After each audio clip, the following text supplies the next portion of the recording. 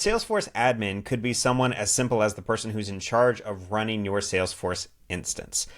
But the beauty of the Salesforce ecosystem is that those type of people exist at tons of different organizations, whether they're external consultants or they are advisory team members or they're small groups that come and work at various organizations. So do you need a Salesforce admin? I don't think so. It's just a cost benefit analysis for you to run. What I will say is what I've seen. Companies up to around 25, 30, maybe getting into 50 people, they don't really need a Salesforce admin on staff.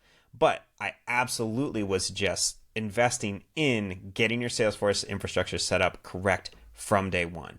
Talk to a Salesforce consultant in the staffing and recruiting world. Blueprint Advisory is well known. I'd absolutely reach out to them. What those companies under 50 really need is just a good starting point. But what I will say is that I was a recruiter for 15 years.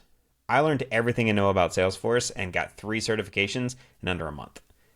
It's completely possible for you to learn this stuff and to be able to do it. So if your organization has over 50 people, your processes are probably going to be way more complex. Your instance is probably going to be way more complex. The things you need to do are going to be way more complex. In that case, yeah, it may make sense for you to have a Salesforce admin on staff. Hire your own Salesforce admin.